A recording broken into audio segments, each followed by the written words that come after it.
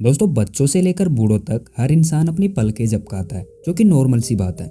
लेकिन क्या आपको पता है, दोनों की पलकें झपकाने की रेट में एक माइनर नहीं बल्कि मेजर डिफरेंस है। जी हाँ, दरअसल बड़े लोग बच्चों की तुलना में 5 गुना ज्यादा पलकें झपकाते हैं। साइंस की माने तो बच्चे 1 मिनट में मुश्किल से 1 या 2 बार, और वहीं बड़े 1 मिनट में कम से कम 10 बार अपनी पलकें झपकाते हैं।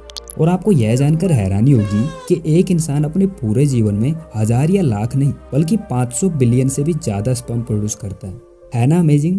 तो हेलो दोस्तों, मैं हूं आपका दोस्त मिस्टर विलन, और आज के इस वीडियो में हम और भी कुछ ऐसे ही अमेजिंग और इंटरेस्टिंग फैक्ट जानेंगे, जिन्हें जानने के बाद आप भी कहोगे मजा आया। तो चलिए शुरू करते हैं। दोस्तों, हमारे शरीर का सबसे इम्पोर्टेंट हिस्सा कौन सा है? जाहिर सी बात है, हमारा दिमाग, जो कि शरीर के हर एक हिस्से को कंट्रोल करता है। लेकिन हमारे दिमाग के लिए शरीर का सबसे इम्पोर्टेंट पार्ट कौन सा है? सोचो। अगर आपका जवाब है हमारा हृदय या फिर फेफड़े, तो आप गलत हैं। दरअसल हमारा दिमाग सबसे पहली प्राथमिकता हमारी आंखों को देता है। तभी तो जब हमारी तरफ कोई वस्तु फेंकी जाती है या फिर वार किया जाता है, तब हमारे हाथ सबसे पहले हमारी आंखों को ही प्रोटेक्ट करता है। यानी कि उस स्थिति में दिमाग हाथों को इमरजेंसी सिग्नल भेजता है कि वो आंखों को प्रोटेक्ट करे। जिस तरह एक घर का निर्माण ईंटों से होता है, ठीक उसी तरह हमारा शरीर भी कोशिकाओं यानी सेल्स से मिलकर बना हुआ है। हमारे शरीर में करोड़ों की संख्या में कोशिकाएं मौजूद हैं। लेकिन क्या कभी आपके मन में यह सवाल आया है कि कौन सी कोशिका सबसे बड़ी और कौन सी सबसे छोटी है? विज्ञान के अनुसार सबसे छोटी कोशिका पुरुषों की लोअर बॉडी में मौजूद शुक्राणु यानी कि स्पर्म है, और सबसे बड़ी कोशिका महिलाओं में अंडाणु है। और यह इतनी बड़ी होती है कि इसे बिना किसी माइक्रोस्कोप के नेकेड आइज से ही देखा जा सकता है। ईयर वैक्स यानी कि कान में जमी गंदगी, जिसे हम वेस्ट समझकर साफ कर देते हैं। लेकिन क्या आपको पता है, ईयर वैक्स हमारे कानों के लिए फायदेमंद होता है। जी हाँ, ईयर वैक्स हमारे कान के लिए एक सुरक्षा कवच की तरह काम करता है, जो कि कान में किसी भी तरह के वायरस या बैक्टीरिया को जाने से रोकता है। यानी कि ईयर वैक्स है तो हमारे कान सुरक्षित हैं। और अगर ईयर वैक्स ना हो तो आपको बड़ी ही आसानी से कान से जुड़े रोग जैसे टिनाइटस हो सकते हैं। लेकिन इसका मतलब यह भी नहीं है कि आप ईयर वैक्स बिल्कुल ही ना निकालो। अगर बहुत ज़्यादा मात्रा में वैक्स जमा हो गया है तो इसे आप ज़रूर निकालें, लेकिन कम्प्लीटली मत निकालो, because everything is good and beneficial in limit and in moderation.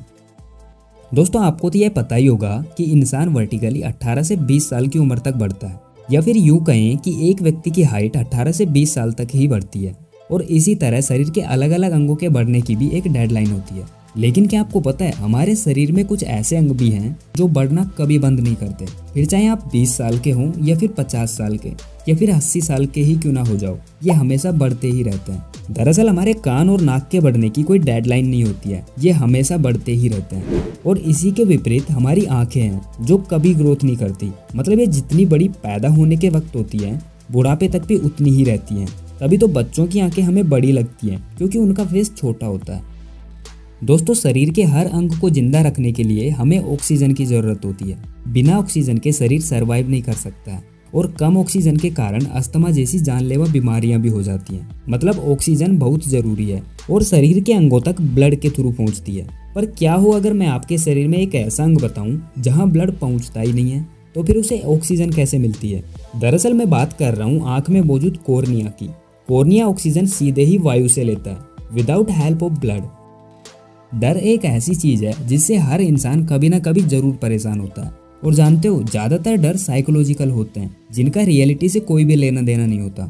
जैसे किसी को ऊंचाई से डर लगता है, किसी को स्टेज पर स्पीच देने से, तो किसी को अंधेरे से डर लगता है। लेकिन ये सभी हमारे इमेजिनरी फियर्स हैं। यह सब हमारे दिमाग की ही उपज है। तो फैक्ट यह है कि इंसान केवल 2 ही डर के साथ पैदा होता है, बाकी सारे डर बाद में आता है। पहला डर होता है तेज आवाज का डर, और दूसरा गिरने का डर। बाकी के डर इंसान खुद बनाता है। तो अपने डर को जीतने मत दो, बल्कि उसका सामना करना सीखो। दोस्तों, क्या आपको पता है इंसान 1 मिनट में कितनी बार सांस लेता है?